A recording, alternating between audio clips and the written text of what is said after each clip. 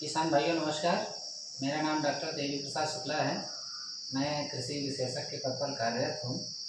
आज मैं धान की खेती पे वीडियो बना रहा हूँ जिससे किसान भाई इससे लाभान्वित हों। जैसा कि हम देख रहे हैं कि लगभग सभी सामान्यतः लगभग सभी किसानों की धान की पौध तैयार हो गई है रोपने के लिए।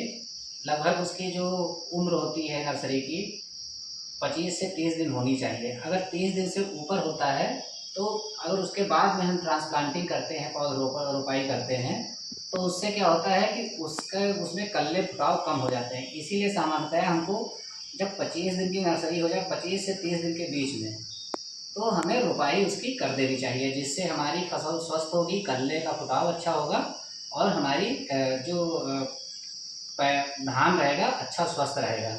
और सामान्यतः आप देखते हैं कि उसमें हम खाद का पोषक प्रबंधन कैसे करें, खाद उर्वरक कौन से डालें। जैसा कि आप लोग जानते हैं कि 1 एकड़ के लिए हमें पहले गोबर की खाद 10 से 15 सड़ी हुई गोबर की खाद प्रयोग करना चाहिए, जिससे उसमें ऑर्गेनिक कार्बन और माइक्रो ऑर्गेनिज्म बहुत सारे पोषक तत्व आ जाते हैं।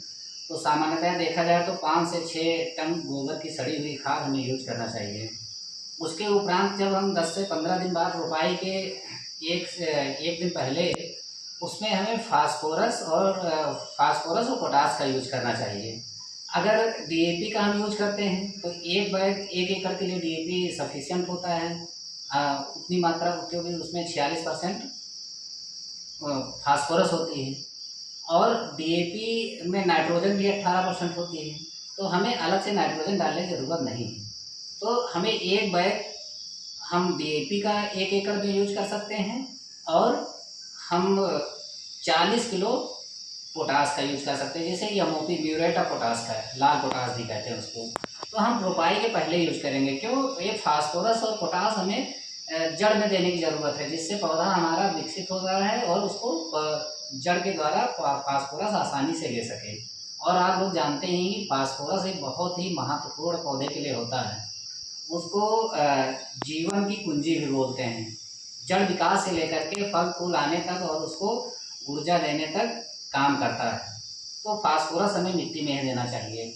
और डीएपी के अलावा क्या हमारे पास ऑप्शन है? क्योंकि बहुत सारी जगह हम देखते हैं कि डीएपी किसानों को नहीं मिल पाती, वो परेशान होते हैं। तो उसके जगह पे हम लोग 12-32-16 एनपीके डाल सकते हैं, 20-20-0-13 भी डाल सकते हैं। उसके साथ पोटास मिलाना है। 12-32-16 में हमें पोटास नहीं मिलाना पड़ेगा। 10-26-26 है, उसको भी यूज कर सकते हैं 1 बैग 1 एकड़ में। इसमें भी मुझे पोटास नहीं मिलाना है। लेकिन अगर 20-20-0-13 का हम यूज करते हैं तो उसके साथ हमें पोटास की मात्रा मिलाना पड़ेगा, क्योंकि इसमें पोटास की जगह सल्फर जुड़ गया है। और दूसरा, अभी एक बहुत अच्छी नई खाद आई हुई है, टीएसपी, ट्रिपल सुपर फास्फेट। इसमें क्या है कि 46% जितना डीएपी में हमारा फास्फोरस पाया जाता है, उतना इसमें 46% फास्फोरस पाया जाता है।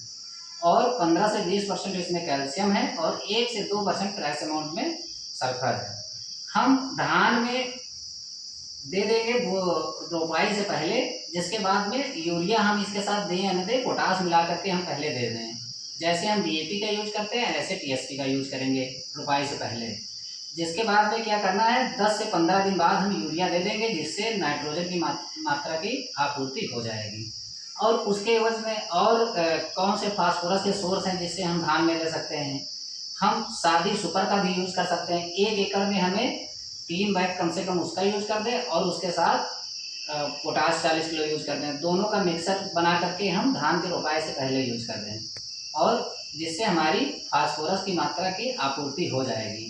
तो हमें फास्फोरस को डालने के लिए कौन कौन से खाद के सोर्स हैं, उर्वरक के सोर्स हैं, मैं आपको बता रहा हूँ। एक तो डीएपी है, दूसरा किससे आपूर्ति कर सकते हैं, एनपीके से कर सकते हैं, और तीसरा किससे कर सकते हैं, टीएसपी, ट्रिपल सुपर फास्फेट से भी कर सकते हैं हम फास्फोरस की आपूर्ति।